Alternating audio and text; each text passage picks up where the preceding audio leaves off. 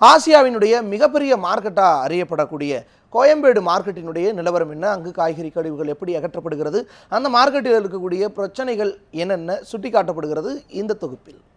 கோயம்பேடு காய்கறி, கனி மற்றும் மலரங்காடிக்கு நாள்தோறும் பல்லாயிரக்கணக்கான மக்கள் வந்து செல்கின்றனர்.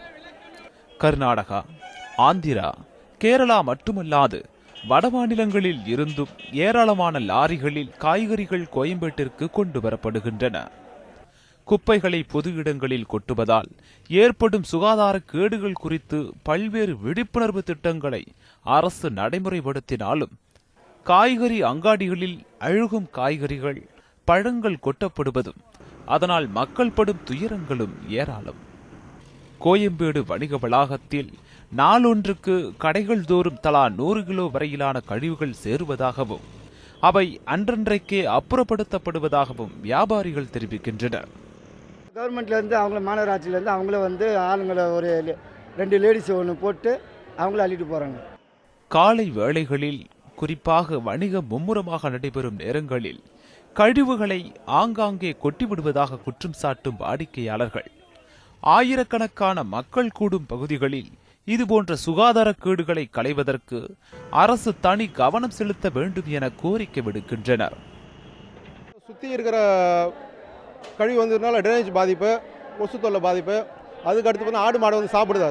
அது சாப்பிடும்போது இன்னும் அதிகமாக தான் ஆகுது. உங்களுக்கு இப்போ ப்ராப்ளம் தான். எப்போவுமே கழிவுகளை வந்து அகற்ற அன்றைக்கு அந்த கழிவு அகற்றுறது ரொம்ப நல்ல விஷயம் தான் அது உங்களுக்கு.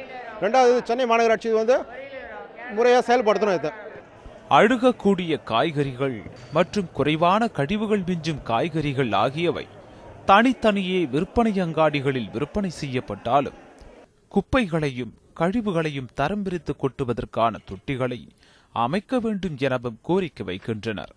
ஆரம்பத்தில் வைக்கப்பட்டிருந்த குப்பை தொட்டிகளும் பராமரிப்பு இல்லாமல் தற்போது காணாமல் போய்விட்டதாகவும் அவர்கள் தெரிவிக்கின்றனர். நாங்கள் காய்கறிகள் அந்த ரோடு ஓரமாக இருக்கக்கூடிய ஒரு படத்தில் கொண்டு கொட்டுறாங்க. அவங்க டிராக்டர் வச்சு எடுத்துடுறாங்க, கான்ட்ராக்டுக்காரங்க எடுத்துடுறாங்க, டெய்லி க்ளீன் பண்ணுறாங்க. இருந்தாலும் பேரில் வச்சுட்டு பேரில் குப்பையை கொட்டிட்டா அவங்களுக்கு லேபர் செலவு மிச்சம் ஆகுது. நமக்கு மழை காலத்தில் அது அழுகி போய் நாற்று எடுக்க அப்புறப்படுத்த ஈஸியாக இருக்கும்.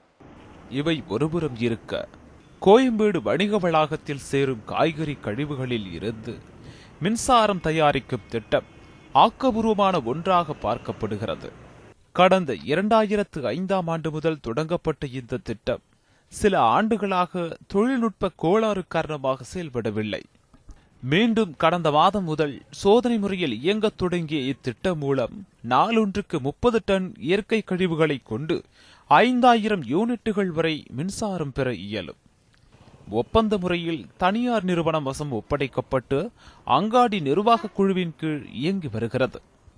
இந்த தனியார் நிறுவனம் திட கழிவுகளை பிரிக்கும் பணியையும் மேற்கொள்கிறது என்பது கூடுதல் தகவல்.